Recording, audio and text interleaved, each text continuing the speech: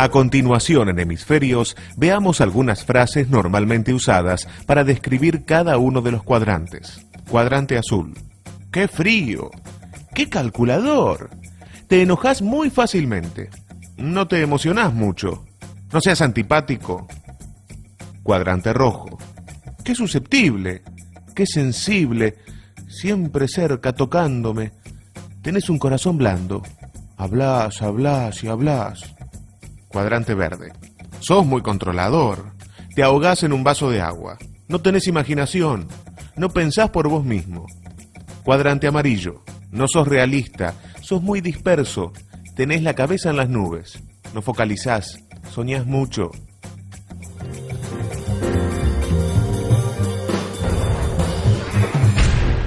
El tema del emprendedor conviene ubicarlo, me parece. ¿Ubicarlo dónde? Para ubicarlo hay que hablar del ciclo de vida de las organizaciones. Si vamos a lo que sería el ciclo de vida de una organización, como te acordarás, tiene un ascenso, luego tiene un plató y un descenso. Quiere decir que en esta etapa la organización está creciendo, en esta etapa se mantiene y luego a futuro, normalmente como todo ciclo de vida, hay un decaimiento. Lo que se trata en todo proceso es evitar este decaimiento. Por lo tanto, hay una característica que llamamos de fase 1, que las organizaciones, para evitar esta caída, tienen que detectar de alguna manera en esta instancia de la vida de la organización para poder recapturarla a futuro acá. O sea que normalmente, para que esto tenga una cierta continuidad, se cambia lo que se llama el modelo de negocios, pero lo que busca la organización es renovarse. Acá es lo que se llama un punto de inflexión donde la organización sigue creciendo, pero ya no crece con la intensidad que crecía al principio. Por lo tanto, esto empieza a detenerse con la posibilidad que si no se renueva esta curva con una genética similar, llamémosle acá 1' a la anterior, esto no pasa.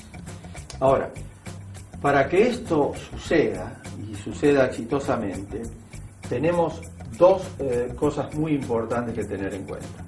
Por un lado, el estilo del líder, o el estilo del equipo directivo, ¿no?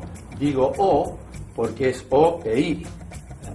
Normalmente en la primera instancia, que es la instancia del emprendedor, nosotros tenemos la característica del emprendedor, pasa a tener un perfil determinado, así como estuvimos viendo. Con ese perfil, lo que hace el emprendedor, inicia la empresa y la lleva hasta un determinado punto que denominamos fase 1. Esa fase 1, ¿dónde se termina o dónde empieza a terminarse? En un lugar donde empieza a haber turbulencia organizacional, ya sea porque el emprendedor no tiene sus características de líder apropiadas para la fase que sigue, ya sea porque el mercado lo puso en una encrucijada que él no había pensado, ya sea porque no se rodeó de la gente adecuada para hacer la transferencia a la fase 2, ya sea porque los sistemas se agotaron o tiene que implementar sistemas y él no está preparado. Entonces se produce lo que llamaríamos el ruido de fase 1, que él tiene que transitarlo y saltarlo de tal manera de poder estar en la fase 2. Esta fase 2 normalmente, como sabemos, es una fase de mayor organización, requiere una estructura muchísimo más sólida, se incorporan gente, se incorporan funciones, a veces unidades de negocios, y también empieza a crecer, de tal manera que llega a un punto donde también se le presentan diferentes desafíos, como puede ser el crecimiento internacional, como puede ser el crecimiento nacional, generación de nuevos productos, gente, etc.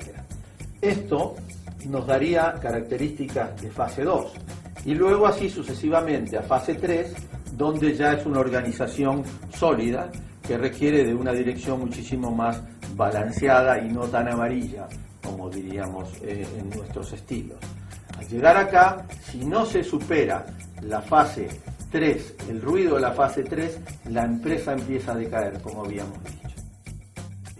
Entonces acá empieza a requerirse otra vez el espíritu emprendedor de fase 2. Yendo a esto, habíamos hablado hace un rato de las características del emprendedor, ¿sí? El emprendedor promedio va a tener que tener mucha fuerza en el cuadrante D, ¿verdad? Bastante en el cuadrante A, por lo que decíamos de la concreción y realización, suficiente en el cuadrante B para ordenar la empresa y suficiente en el C o rodeado de gente en el C como para poder vender la idea. La verdad que la concreción real, el desafío de todo emprendedor va a estar en estas dos áreas, ¿verdad? Acá, en general, el emprendedor no tiene problema. Y esta, como bien decías antes tú, el hecho de poder hacerse de las herramientas de presupuestación, programación y control, que normalmente el individuo los captura, porque puede con su cuadrante B extenderse hacia allí, no es dificultad. Las dificultades que yo encuentro y de nuestras experiencias también, como vimos en aquellos emprendedores de Harvard, pueden estar entre el A y el C. Así que, pasada esta etapa, entraríamos en la etapa siguiente, que es la etapa de mayor complementariedad o necesaria para poder hacer los equipos necesarios de trabajo para enfrentar la fase 2 y la fase 3. El emprendedor tiene que entender entonces estos ciclos de vida para poder ver la necesidad de complementarse, sobre todo en determinados periodos. Definitivamente. ¿No? De lo contrario, tanto en lo personal como en la integralidad del equipo de trabajo, ¿no? Sí, esto es muy radicalmente importante. Muchas gracias a vos.